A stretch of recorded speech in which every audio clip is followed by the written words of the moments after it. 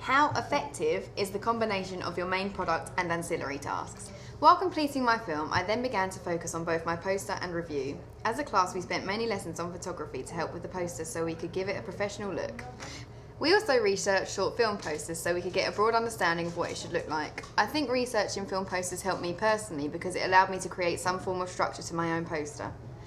And seeing the creativity in others showed me that I could expand on mine.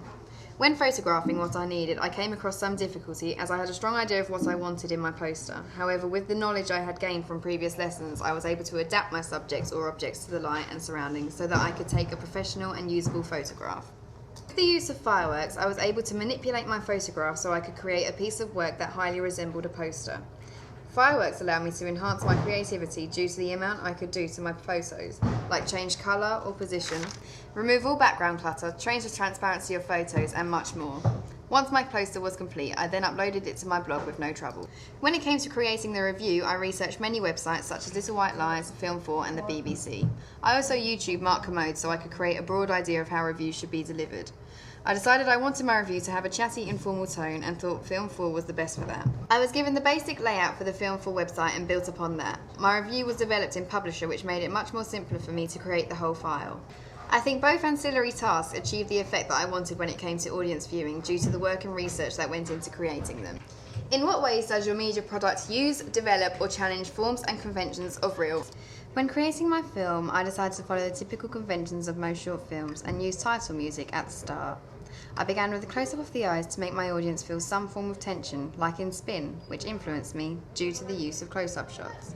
I felt close-up shots were necessary because this is a shot not many use as they feel it is risky, and I wanted to push my film as far as I could. I eased my audience into the film by introducing the first character, which I felt created an enigmatic start and would make my audience want to continue watching.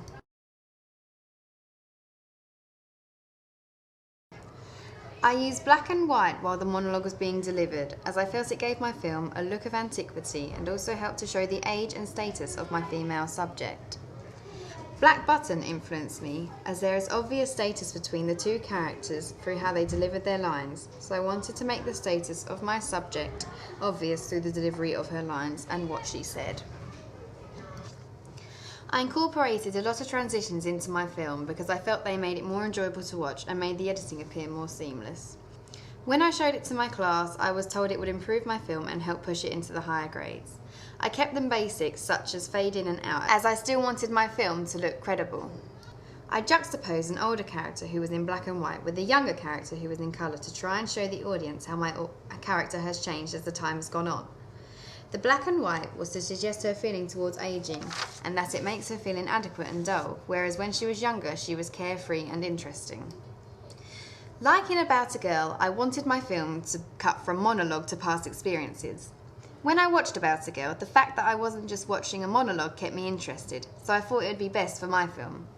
Especially because I feel personally that script writing was one of my strongest elements. When it came to mise-en-scène, I tried to keep the signifiers subtle. For example, I made the younger version of my subject have a white flower in most scenes to show her innocence at that age. I also put red lipstick on her in another scene to show that she is still desirable despite the innocence. In this certain scene, however, I contradicted everything my older subject was saying by showing her old self in a pair of pyjamas having to impress no one, which I thought would be quite effective. Poor Little Rich Girl influenced me greatly, but mainly because Andy Warhol was the director. I wanted my film to have an art house look, and the way the camera is used makes it obvious the camera is there, which I think creates a more artistic film, which isn't so popular within shorts.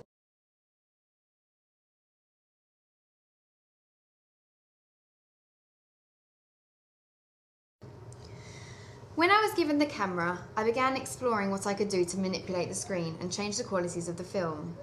I came across a way to make the picture grainy, which I felt helped with the whole art house look I was trying to achieve, and would also be pleasing to my audience as it could be new to them and make my film more memorable. I used a quick cutaway from present to past, but kept the speech running as I felt it increased the continuity and made it seem more seamless. I sped up my character because it shows the attitude of the younger self and how everything was always at, quote, 100 miles a minute.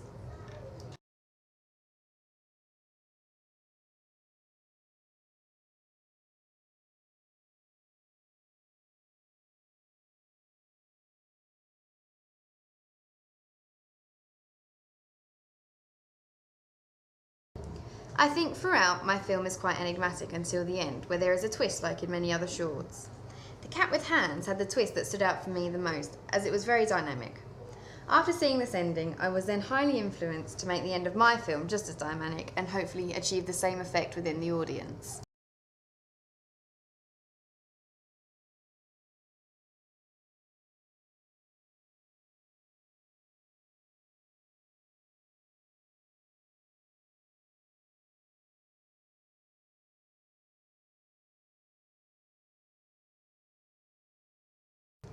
When it came to choosing my setting and location, I was influenced by feature-length film Factory Girl. As said in the title, it was set in a factory-like location. Unfortunately, I couldn't recreate it, however I made the setting ominous so it could be anywhere depending on the audience's interpretation.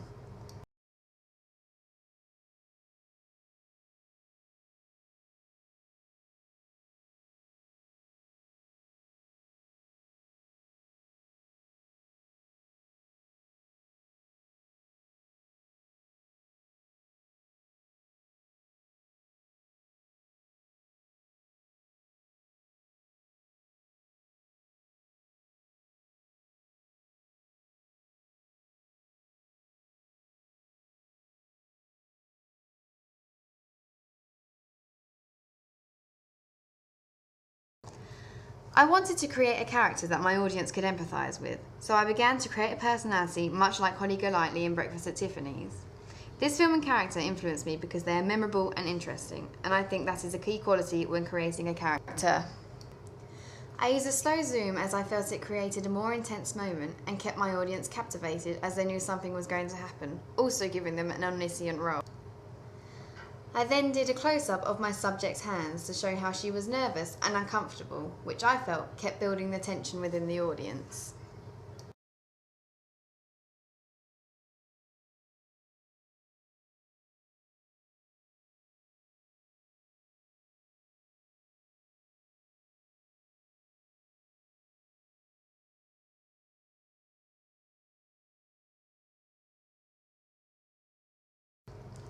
As the twist approached, I wanted there to be some form of build-up to increase the intensity within the audience. After the twist had been shown, I wanted to leave the audience feeling as if they had been on a journey with the character, like the end scene of feature film Almost Famous. It leaves the audience feeling happy and makes the film memorable, which is what I wanted to achieve with the very end scene. I think the use of non-diegetic sound helped me to achieve this on both my film and Almost Famous.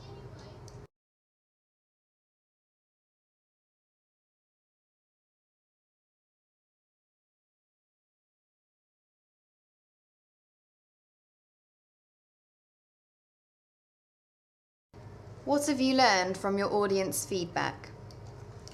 As soon as my film was complete, I uploaded it to YouTube and began showing it to my target audience. Many said how much they enjoyed it, but didn't help me greatly as they weren't specific enough, so I began asking people who, in my opinion, had more knowledge within this area. After they watched the short, they said how they found the signifier of the white flower interesting. However, to many of the audience, this may not be so obvious.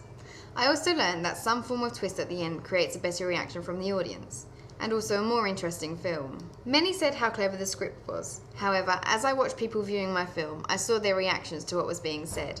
They had to concentrate throughout, which made me realise that sometimes a lot of dialogue doesn't make it easier for audience members to understand.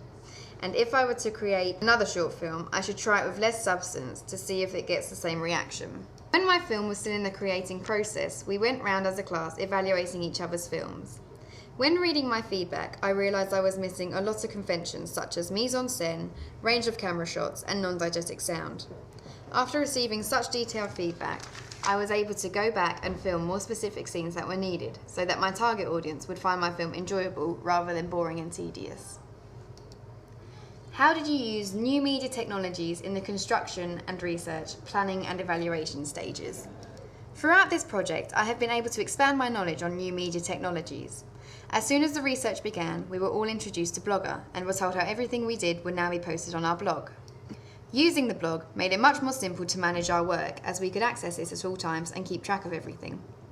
Using Blogger has been the most effective new technology, as it has helped me to create skills that will prove their use when my blog is being viewed, such as uploading photos and analysis, so that everything is accessible on one website. When constructing our film, we were lucky enough to easily access DV cameras, tripods, and iMovie software to make it easier for us to create. The film. Due to my previous experience in media, I had no trouble with any of the equipment, and it also allowed me to be more risky with my film and incorporate more transitions, sound, and effects to help my film reach the top marks. As well as using Blogger for research, I also use it for my planning, as I thought it would be best to put everything I planned on doing on my blog due to the accessibility. When it came to evaluating, I wasn't happy settling for doing something basic like a PowerPoint, and since it proved to be so successful last year, I decided a voiceover would be the best way to evaluate my work, as it is much more coherent and easier to follow, and also allows me to use the iMovie software once again. I would have also liked to have filmed my audience's reactions and comments, but unfortunately, due to lack of planning, I ran out of time to do so.